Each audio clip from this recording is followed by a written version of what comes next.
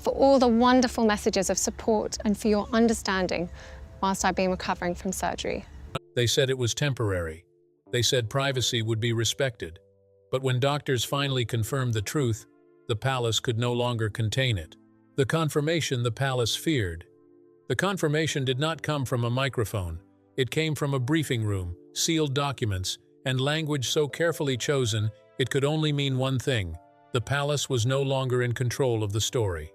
By late winter, the silence surrounding Catherine, Princess of Wales, had grown heavier than any statement.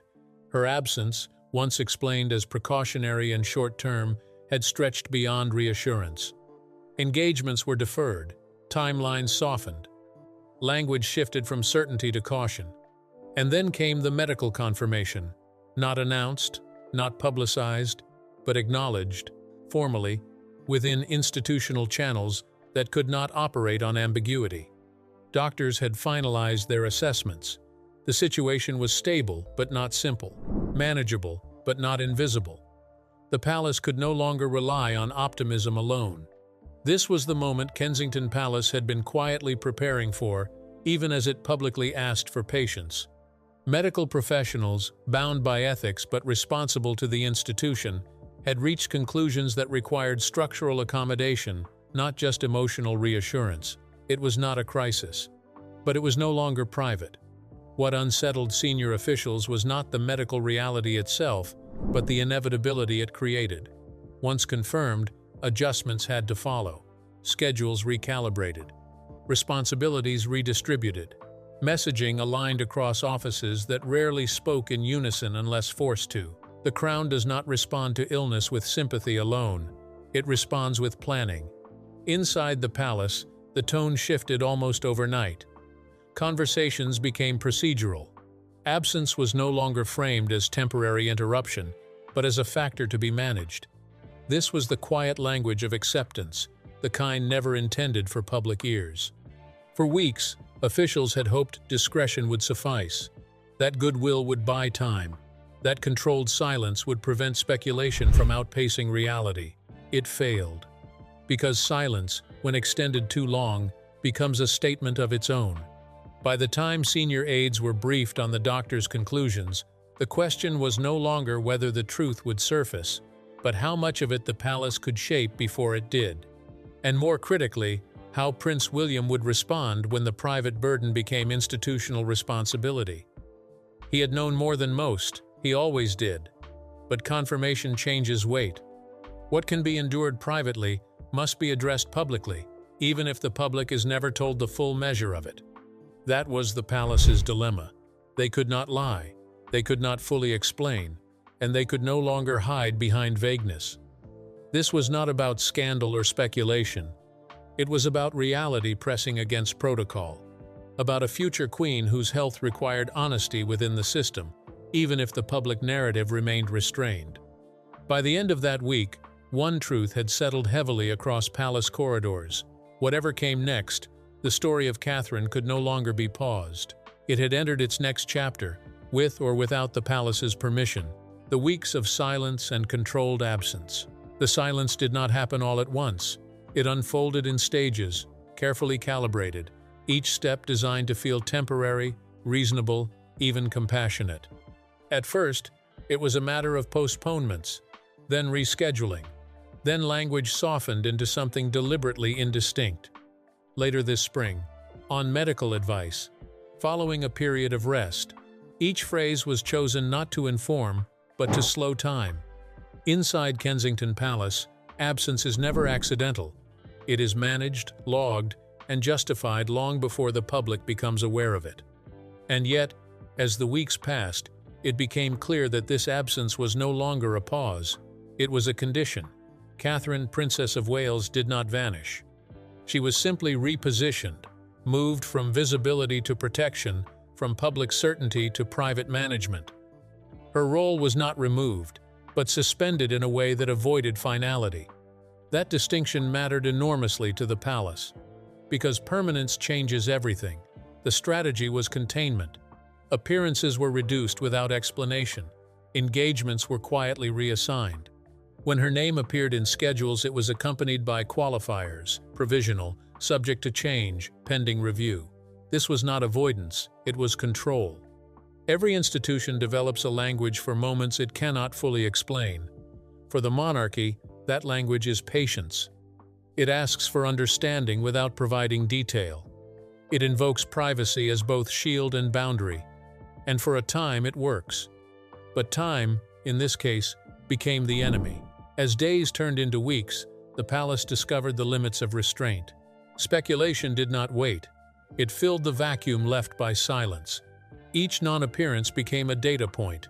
Each cancelled engagement fed a narrative the palace had hoped to prevent by saying as little as possible. Privately, officials acknowledged what could not yet be stated publicly. Catherine's absence was no longer being measured in days, but in phases. Recovery, reassessment, adjustment. Words that belonged to medical briefings, not royal diaries. And yet, the public-facing language never crossed that threshold. The palace walked a narrowing path, disclose too much, and risk panic, disclose too little, and invite distrust. For Prince William, the weeks of silence carried a different weight. He became the visible constant, absorbing attention without acknowledging the strain beneath it. His engagements continued. His tone remained measured. His statements, when issued, were brief, respectful, deliberately uninformative. This was not emotional distance. It was discipline. Those close to him noticed the toll. Not publicly, not dramatically, but in the way his schedule tightened, in how carefully he chose his words.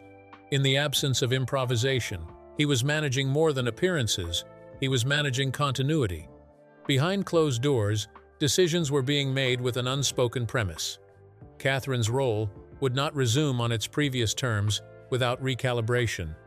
Not because she was diminished, but because the institution could no longer rely on assumptions. That realization reshaped everything. Committees quietly explored alternatives, not replacements. That language was never used, but contingencies. How responsibilities might be redistributed. Which appearances could be reduced without signaling retreat. How to preserve Catherine's centrality while acknowledging limits. It was a delicate exercise in contradiction. Meanwhile, Catherine herself remained largely out of view, not hidden, but protected by layers of protocol designed to minimize pressure. Her recovery, whatever its precise nature, required space the monarchy was rarely willing to grant. The irony was not lost on those managing the situation. For years, Catherine had embodied reliability, consistency, endurance. She had absorbed expectation without complaint. Her absence now exposed how much the institution had come to rely on that steadiness. And reliance, once revealed, becomes vulnerability. The silence, intended to calm, began to communicate something else entirely. Not secrecy, but gravity. The longer it lasted, the more it suggested that the palace itself was uncertain, not about Catherine's importance, but about timing. When is reassurance no longer reassuring?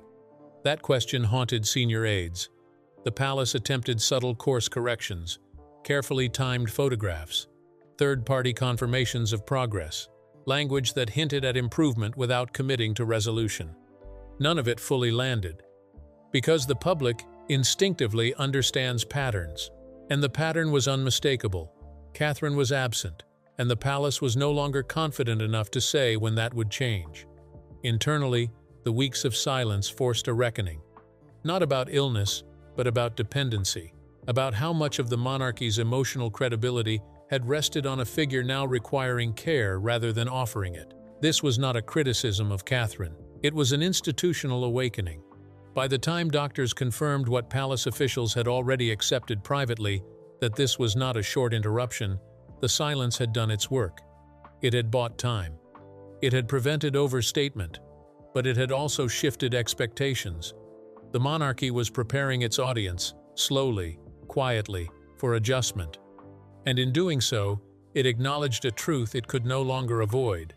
Controlled absence, when extended, becomes a statement in itself. Whatever came next would have to confront that reality, not with denial, but with clarity. The palace had long delayed. The silence had served its purpose. Now it would have to end. Doctors, briefings, and the limits of secrecy. The shift from silence to structure began with medicine. Not rumor, not pressure, but documentation. By early March, the palace was no longer operating on provisional assessments or cautious optimism. The doctors had completed their evaluations. Follow-up consultations were finalized. Independent confirmations aligned. What remained was not uncertainty but management. And management, inside a monarchy, triggers briefings. These were not the kind meant for public consumption. They were clinical, procedural, deliberately stripped of narrative. Medical professionals spoke in ranges and contingencies, not absolutes. They avoided dramatic language. They emphasized stability, not resolution. But one message was unmistakable. This was not something the palace could indefinitely obscure with discretion alone. Catherine, Princess of Wales, was stable. That word mattered. It was reassuring internally. It calmed immediate fear. But stability is not synonymous with invisibility, nor does it guarantee predictability. Doctors outlined limitations, not permanent, but present. Energy thresholds, recovery cycles, the need for controlled pacing rather than expectation-driven scheduling. These were not extraordinary in human terms, they were extraordinary in royal ones, because the monarchy does not adapt easily to conditional availability. It prefers certainty, presence, reliability, the very qualities Catherine had embodied for years. Now, the medical reality required the institution to adjust around her rather than through her. The first internal briefing occurred without ceremony. Senior aides, legal advisors, and scheduling officers were present. The tone was sober, not alarmist. There was no debate over diagnosis, that was not their domain. Their concern was consequential. How much could be said? How little could be withheld? And at what point does privacy become implausible? Medical ethics imposed clear boundaries. Doctors would not authorize disclosure beyond the necessary. But institutional ethics posed a different challenge. The palace had an obligation to truth, not full transparency, but honest framing. That balance was narrowing. Every briefing returned to the same problem. Secrecy has a shelf life. Once internal acknowledgement reaches a certain threshold, containment becomes unsustainable. Too many people know. Too many systems adjust. Too many absences require explanation. The palace was approaching that threshold. For Prince William, these briefings were a crucible. He sat through them without interruption, absorbing details he would never repeat. His questions were not emotional. They were operational. What does this require? What does it limit? What must change? He was not preparing a statement. He was preparing a system. Privately, the weight was immense. Catherine's condition, whatever its precise contours, was not a narrative to be managed. It was a reality to be accommodated. And accommodation, within a monarchy, has cascading implications. Every adjustment signaled something. Every delay invited interpretation. Every reassurance risked sounding rehearsed. The palace communications teams found themselves constrained not by lack of information, but by its sensitivity. They could not lie. They would not speculate. They were forced into a narrow corridor of language that grew tighter with each passing week, and the public noticed. Doctors' involvement, once hinted at vaguely, became unavoidable. Media inquiries sharpened. Questions shifted from curiosity to concern. The tone changed. This was no longer idle speculation. It was an expectation. The palace attempted to draw firmer lines, issuing statements that emphasized progress without promising timelines. They invoked medical advice more explicitly. They reaffirmed Catherine's central role while acknowledging necessary adjustments. But each statement, however carefully worded, confirmed what it sought to soften. Something real was being managed behind the scenes. Inside the palace, the limits of secrecy became painfully clear. Not because the truth was scandalous, but because it was consequential. A future queen requiring structured accommodation altered assumptions the monarchy had long relied upon. Doctors did not recommend retreat. They recommended realism. And realism is disruptive to institutions built on symbolism. The most difficult briefing came when physicians addressed sustainability. Not permanence, not prognosis, sustainability. What level of activity could be maintained without compromising recovery? What flexibility would be required? How quickly expectations could escalate beyond what was medically advisable? These were not questions the monarchy had ever wanted to ask. Now, they could not avoid them. William listened, then did something quietly radical. He asked that the palace stop framing Catherine's absence as deviation. Instead, he instructed teams to treat it as recalibration, a shift in rhythm rather than a rupture. This subtle change transformed internal planning. Catherine's role was no longer suspended pending recovery. It was being reimagined with durability in mind. That decision did not end in secrecy, but it changed its purpose. The palace was no longer hiding the truth, it was sequencing it. What could be shared now, what required time, what must never be speculated upon. Doctors had done their part. They had confirmed what needed confirming. From that point forward, the burden shifted fully to the institution. And the institution understood, at last, that it could not hide forever behind silence, because secrecy is only effective when the truth beneath it is temporary. This truth was not, and soon, the palace would have to confront the consequences of that reality, not just medically, but publicly. The limits had been reached. The question was no longer whether the story would change, it was who would control the moment when it did. William's private reckoning. The reckoning did not arrive with panic. It arrived with clarity. For Prince William, the weeks following the medical briefings marked a turning point that no amount of public composure could soften. The facts, now fully understood within the institution, demanded something far more difficult than reassurance. They demanded choice. William had spent much of his adult life preparing for responsibility. But preparation and reality are not the same. Planning for the crown is theoretical. Protecting the woman who would one day wear it, while safeguarding the institution that depends on her, is something else entirely. This was not a public crisis. It was a private reckoning, unfolding behind closed doors, away from cameras, advisors, and even many within his own circle. For the first time, William was forced to confront the tension he had long avoided, the monarchy's need for continuity versus the human cost of sustaining it. Catherine, Princess of Wales, had never treated duty as a burden. She had absorbed it with quiet discipline, rarely drawing attention to the toll it took. Her reliability had become an institutional assumption, one the palace had leaned on without hesitation. Now, that assumption is gone, and William knew exactly what that meant. In private moments, stripped of briefing papers and protocol, the question returned again and again. How much had been asked of her before anyone stopped to consider whether it should continue? The doctors had been careful not to dramatize. They spoke of pacing, limits, sustainability. But William heard what mattered most beneath the language: that pressure, however well managed, compounds. And the monarchy is under relentless pressure. Every appearance carries expectations. Every absence invites scrutiny. Every role is symbolic, but symbolism has weight. For years, Catherine had carried that weight without complaint. William realized, with a clarity that unsettled him, that the institution had grown comfortable relying on her steadiness without interrogating its cost. That realization changed him.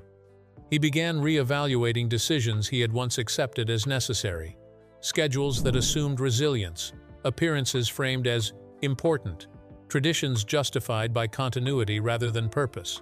This was not regret. It was recalibration. Privately, he began pushing back, not publicly, not dramatically, but consistently. He questioned whether certain commitments truly required Catherine's presence. He insisted that recovery timelines be respected rather than negotiated. He rejected language that implied inevitability rather than choice. Some advisors resisted. They spoke of optics, of precedent, of public reassurance. William listened and then declined, because for the first time, he understood that the greatest threat to the monarchy was not absence, it was endurance at any cost. The reckoning deepened as William confronted another truth he could no longer avoid. His role was shifting faster than anticipated. He was no longer merely supporting the crown. He was shaping its future under conditions he had not chosen. That weight settled heavily. There were nights, according to those closest to him, when he reviewed documents long after meetings ended, not searching for answers, but for alignment. Alignment between what the institution demanded and what he could ethically allow. The question was not whether Catherine would return to public life. The question was on whose terms, and that question carried implications far beyond health. If Catherine's role required adaptation, then the monarchy itself would have to adapt with her. Not cosmetically, structurally. That was a line William was prepared to cross, even if it unsettled those who preferred tradition untouched. He began articulating a philosophy rarely spoken aloud within palace walls, that continuity does not require repetition. That symbolism can evolve without weakening. That protecting the crown sometimes means protecting the people beneath it from being consumed. This was not sentimental, it was strategic. A future reign built on exhaustion would not endure. William also understood the risk. Adjust too visibly, and speculation would spiral.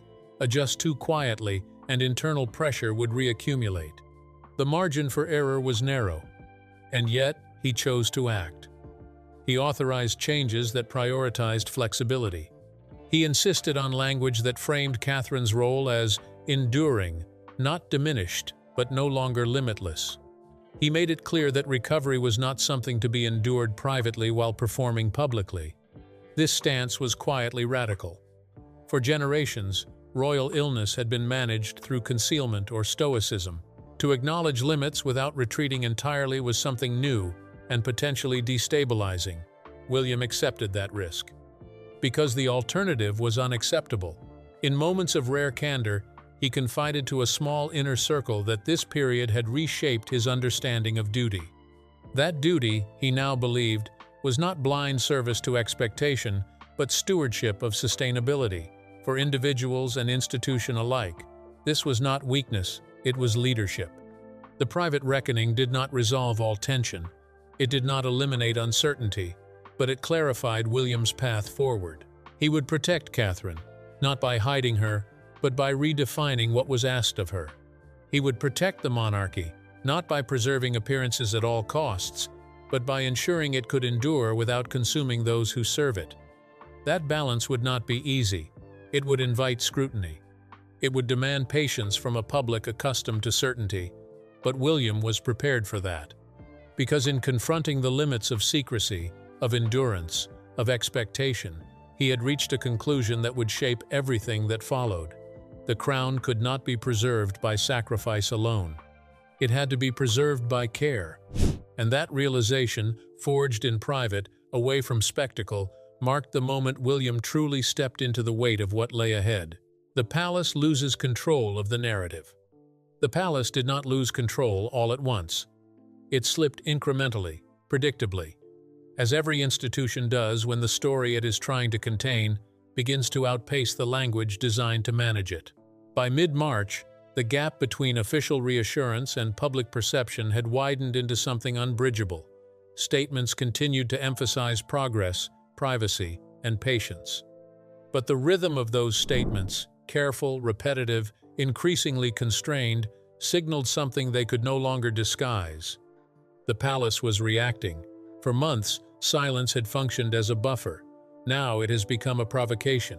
Each attempt to calm curiosity only sharpened it. Each insistence on privacy was met with louder demands for clarity, not cruelty, not hostility, but concern. Because concern, once collective, becomes a narrative force. The first rupture came not from speculation, but from corroboration. Independent observers began noticing alignment across absences, adjustments, and delegation patterns. Roles once routinely fulfilled by Catherine, Princess of Wales, were quietly absorbed elsewhere, not replaced, redistributed. And redistribution is visible to those who know where to look. The palace communications teams found themselves boxed in by their own discipline. They had done everything by the book, avoided conjecture, protected medical boundaries, resisted emotional overstatement. But the public does not measure truth by procedure. It measures it by coherence. And coherence was slipping. Questions grew more pointed. Why were timelines never restated? Why did language avoid specificity even when reassurance was offered? Why did senior figures appear increasingly careful when mentioning Catherine at all? None of these questions were accusatory. That was the problem. They were reasonable. Inside Kensington Palace, briefings became more frequent and more tense. Every line of every statement was scrutinized not just for accuracy, but for implication. Teams debated whether continued restraint now communicated more than controlled disclosure would. This was the paradox of secrecy at scale. The longer it holds, the more meaning it acquires. For Prince William, this phase was the most frustrating of all. He had accepted the necessity of recalibration. He had prepared the institution to adapt. What he could not fully control was perception, and perception had become volatile. He understood the stakes. If the palace appeared evasive, trust would erode. If it appeared overly forthcoming, speculation would metastasize. The line between protection and paternalism narrowed to a point, and then the narrative escaped its frame. It did not happen through a single article or source. It happened through accumulation. Analysts began speaking not of absence, but of adjustment. Commentators shifted tone from curiosity to interpretation. Medical experts, careful to avoid diagnosis, discussed scenarios, hypothetically, responsibly, but publicly. The palace had lost exclusivity over context. Once that happens, control becomes an illusion. Attempts to reassert authority through restated messages failed. They sounded familiar, too familiar. And familiarity, in moments of uncertainty, breeds doubt. The institution faced a truth it had long avoided. Its traditional tools were no longer sufficient for a public accustomed to transparency without intrusion. The monarchy could no longer rely on silence to command patience. Something had to give. Privately, some urged a firmer statement, not details, but acknowledgement of change. Others warned that any shift would be interpreted as confirmation of the worst fears. The debate revealed how far the palace had drifted from consensus. Even unity had become difficult. William listened. He weighed, and he recognized a pattern he had seen before, in other crises, other reigns. When institutions delay narrative adjustment too long, they are forced into it under less favorable conditions. That moment was approaching. The palace did not announce a reversal. It did not admit error. But it subtly shifted tone, acknowledging that Catherine's return would be gradual, conditional, and responsive rather than scheduled. It was a small change, but it landed heavily, because it confirmed what the public had already inferred, that certainty was no longer possible. From that point forward, the narrative belonged not to the palace, but to the space between official language and visible reality. And that space was crowded. William understood what this meant. The monarchy would endure the uncertainty it always had, but the illusion of omniscience was gone. The crown could no longer present itself as calmly in control of all variables. It would have to model something else instead: restraint, honesty within limits, and acceptance that some questions do not yield to immediate answers. The loss of narrative control was not catastrophic, but it was transformative. It marked the end of an era in which the palace could shape perception through absence alone, and it forced the institution, and William personally, to consider a future in which legitimacy would be earned not by mystery, but by measured candor. The story had escaped its confines. What remained was how the monarchy would live with that truth, and whether it could turn loss of control into something more durable than silence.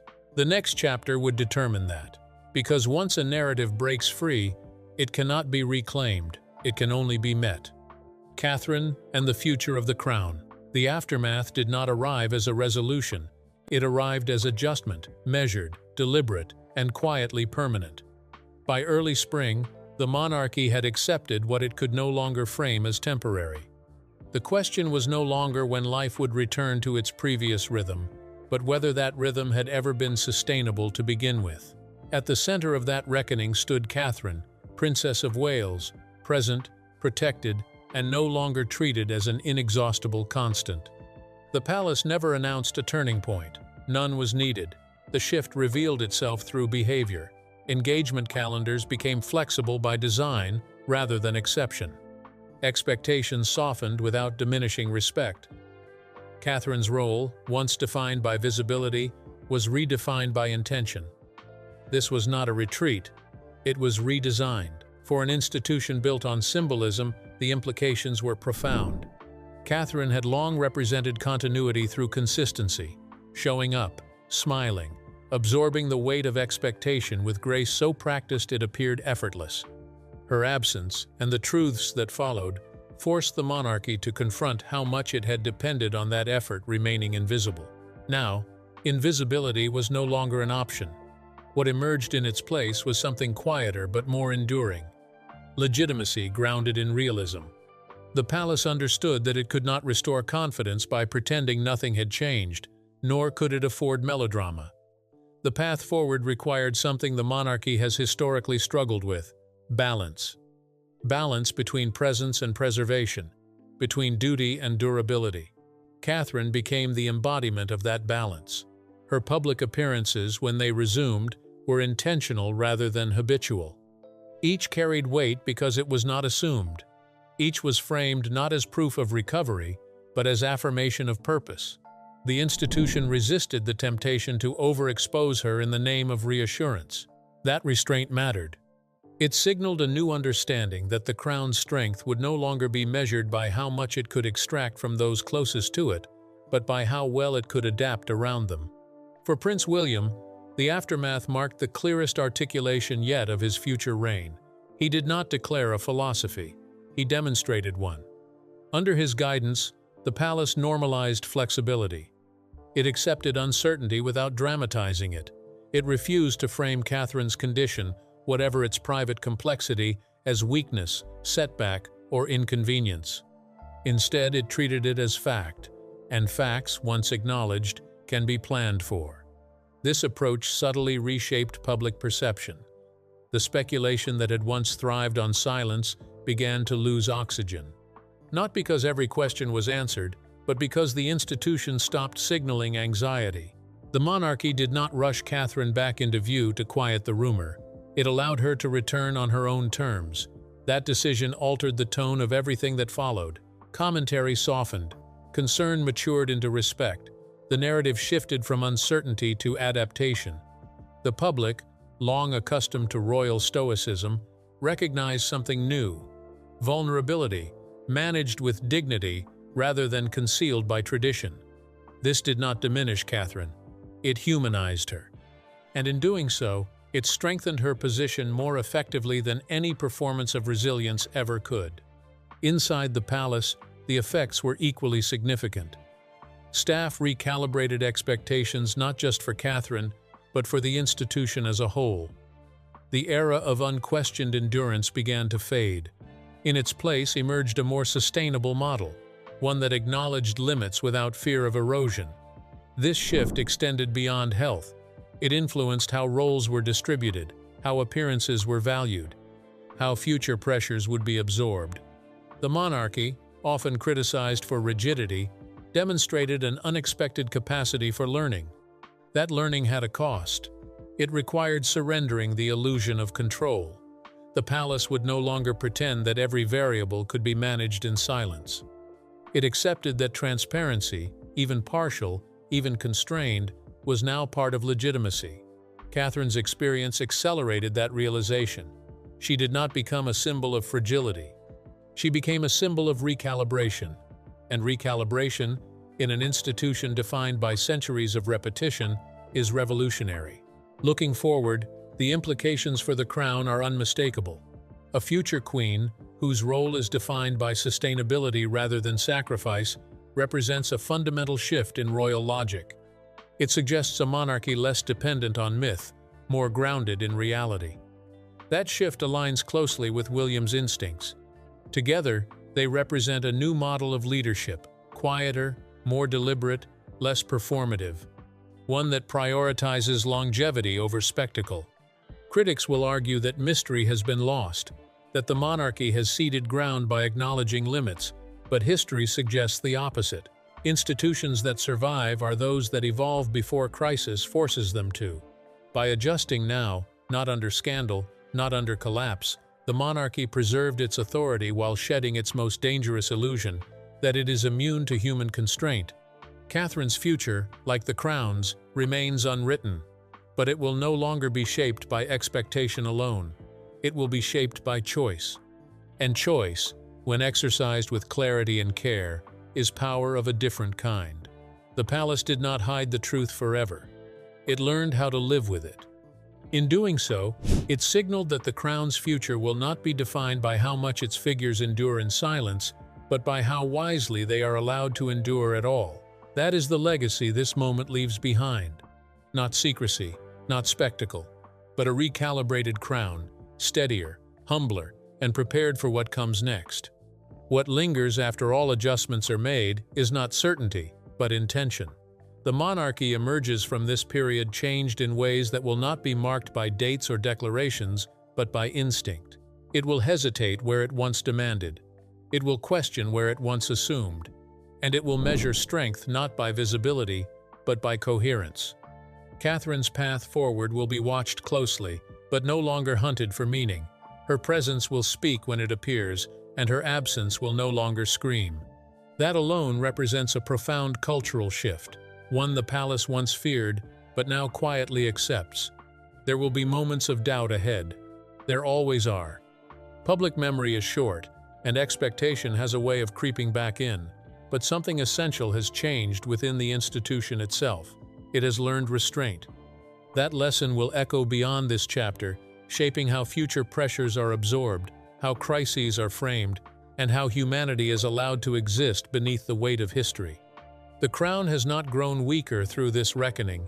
It has grown more honest, and in an age that punishes illusion more harshly than imperfection, that honesty may prove to be its greatest protection of all.